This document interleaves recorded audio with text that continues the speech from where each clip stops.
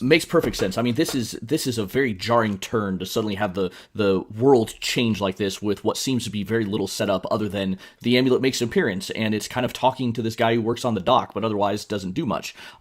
Part of me thinks that that's kind of the point. It was jarring for the characters, and now it's jarring for the readers. And I do think Claremont's decision to have Valerie Cooper give a briefing at the White House sets up the background knowledge that we do need for this, so that kind of felt appropriate.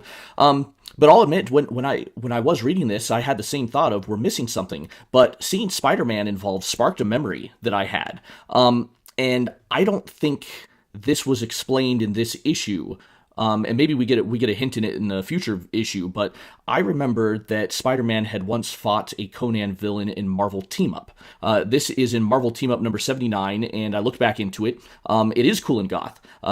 Chris Claremont wrote it, and it came out in 1978, so it was about, 6 years before this one came out. This is the issue where Mary Jane Watson turns into Red Sonja. And I remember that issue specifically because I sought that out when I was buying the Marvel Essential Collections. I had the Marvel Team Up Essential Collections, and they did not reprint that issue because of Red Sonja and the rights that were involved with her. So I have a copy of that, and I can't share it because it's in my box upstairs that I can't get to. But if we ever get Marvel Team Up Epics, chances are Team Up 79 is not going to be reprinted unless they work something out.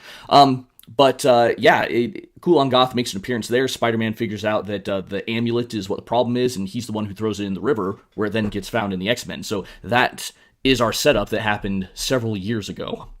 And, part of the reason why I knew that this one we have had a reprint, this volume 12 had a reprint in 2024, is it got me thinking of, well, wait, Kulan Gath is a Conan villain. Marvel's lost the right to Conan.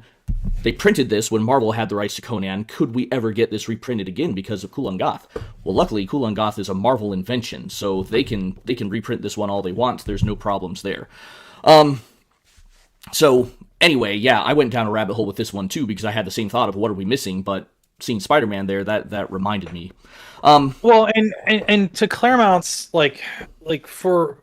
I don't want to say to his credit, but to let him off the hook a little bit, he didn't know that they would never be able to reprint that or that the rights issues, and for them it was only 6 years, so it would have been a little bit more in the zeitgeist. But it almost would have been good to have a couple of pages from Spider-Man's point of view in here that reference some of the backstory or a little editor's note. Go see Marvel Team, go search out Marvel Team Up 79 or whatever you said it was. Yeah. So anyway, continue. I just that's great that it's there, but it's also frustrating. No, I completely agree because that was bothering me too. There is no citation in here saying that, we've seen this before, we know where this is coming from, so it does feel like it comes out of nowhere.